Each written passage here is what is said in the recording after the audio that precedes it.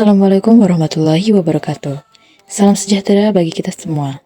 Yang saya hormati Bapak Dr. Rio Kurniawan MPD selaku pengampu mata kuliah pengejaran mikro kelas F, dan perkenalkan nama saya Cindy Tasya Nabila dengan MPM A1A022063. Di video ini saya akan mencoba mengomentari dan menanggapi video pembelajaran dari akun kanal media pembelajaran dengan judul Pengajaran Bahasa Indonesia di SMA KTSP Materi Berita.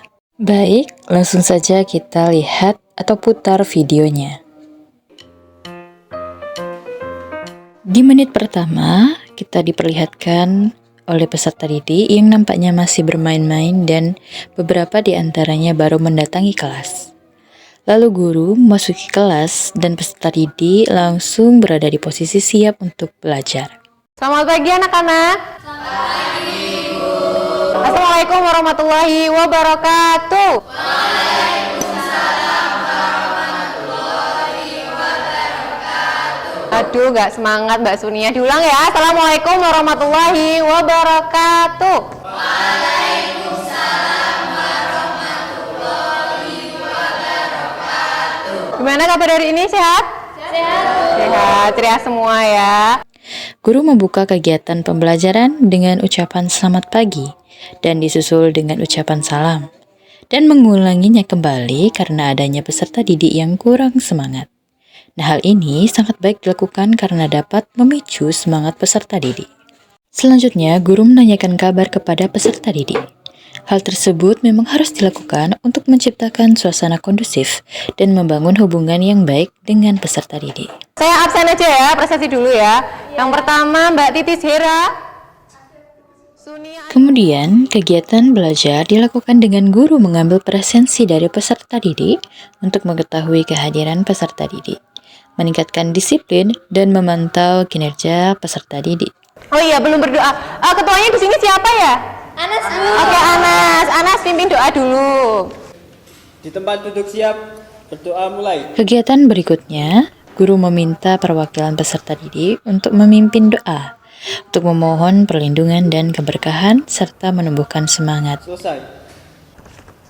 Oke, kali ini Ibu akan menjelaskan materi berita. Sebelumnya, sering nggak kalian mendengarkan berita, menyaksikan berita? Guru memberitahukan materi pembelajaran berupa teks berita dan memberikan pertanyaan pemantik yang relevan dengan peserta didik mengenai pengalaman mereka tentang berita. Berita yang lagi terbaru, kali ini apa ya? Aku pengen nunjuk Mbak Diah. Apa Mbak Diah? Meletusnya Gunung Agung di Bali. Oh, meletusnya Gunung Agung ya, itu merupakan berita. Tidak hanya itu, guru juga memberikan pertanyaan lanjutan yang berusaha untuk membangkitkan proses berpikir siswa mengenai teks berita tersebut. Baiklah, kita akan membahas sebuah berita. Sebelumnya ada yang tahu pengertian berita? Mbak Tutiko? Berita adalah jenis teks narasi yang melaporkan kejadian atau peristiwa, kemudian mengenai sesuatu yang telah atau sedang terjadi. Oke, jadi berita itu adalah jenis teks narasi yang melaporkan kejadian atau peristiwa, informasi mengenai sesuatu yang telah atau sedang terjadi. Jadi sebuah berita itu menginformasikan kejadian itu yang telah terjadi. Jadi sifatnya adalah faktual. Kita akan langsung membahas ciri-ciri berita. Sini, guru berperan sebagai pemimpin diskusi dengan menanyakan kepada peserta didik mengenai definisi, karakteristik, dan lain sebagainya. Lalu peserta didik menjawab dan menanggapi dengan tepat dan percaya diri, di mana artinya guru tidak memojokkan dan tidak terlalu menuntut siswa untuk menjawab pertanyaan dari guru tersebut. Mas Kemal, berita yang unik dan menarik itu apa sih? Jadi unik atau menarik itu maksudnya teks berita harus unik dan berbeda cara penyampaiannya dengan berita yang lain agar menarik perhatian pembaca atau pendengar. Jadi dia menarik dan berbeda dengan yang lain dan menarik perhatian ya. Jadi berita itu sifatnya harus menarik perhatian agar dibaca dan dinikmati oleh orang seperti itu. Jadi harus menarik dulu biar mereka tertarik akan membaca sebuah berita itu.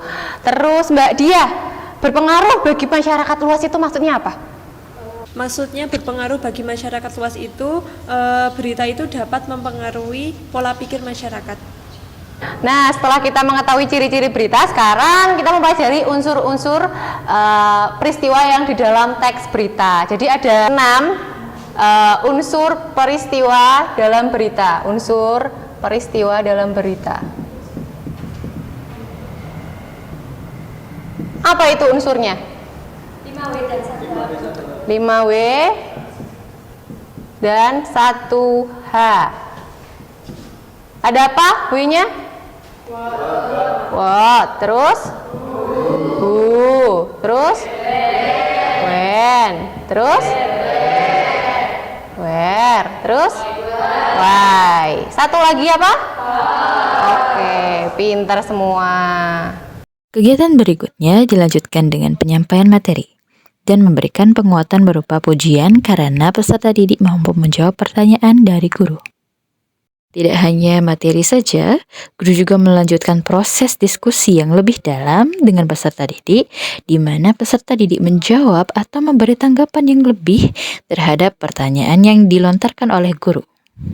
Biar kalian paham tentang unsur, Ibu akan memutarkan sebuah video dan kalian akan mengerjakannya secara kelompok. Jadi berhitung dulu ya, 1 dan 2. Mulai dari Mbak Dia. 1, 2, 1, 2, 1, 2, 1. Ayo Mbak Titis main HP terus. 1. Oke, sekarang kalian pindah 1 kiri, 2 kanan.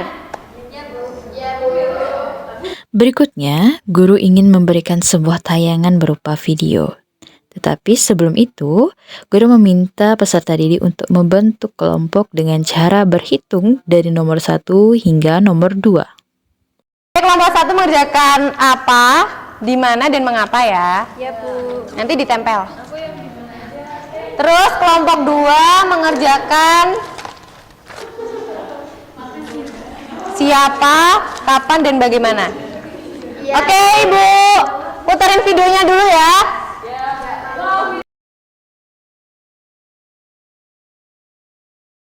Anda menyaksikan News Update pukul 17 waktu Indonesia Barat, saya Yasi Syarif. Pemirsa, Gunung Agung di Kabupaten Karangasem, Bali dalam seminggu terakhir terus mengeluarkan abu vulkanik meski dalam jumlah sedikit. Pusat vulkanologi Sudah selesai semuanya? Sudah. Sekarang kelompok 1 silakan presentasikan hasil kalian. Perwakilan atau semuanya? Semuanya itu apa?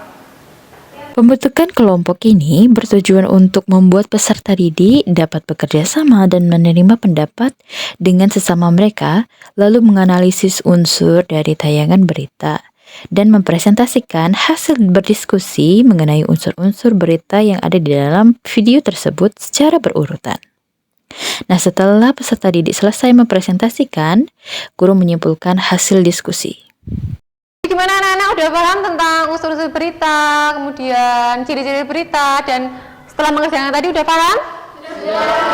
Oke, karena sudah paham, Ibu akan menambah tugas buat kalian. Gak apa-apa ya? Oke, biar tambah pintar. Capek. Kegiatan berakhir dengan guru menutup kegiatan pembelajaran dengan ucapan salam dan siswa ikut menjawabnya. Secara keseluruhan, kegiatan tersebut telah dilakukan dengan baik, di mana peserta didik aktif menanggapi dan berdiskusi, sehingga kegiatan pembelajaran menjadi efektif dan bermakna. Terima kasih. Wassalamualaikum warahmatullahi wabarakatuh.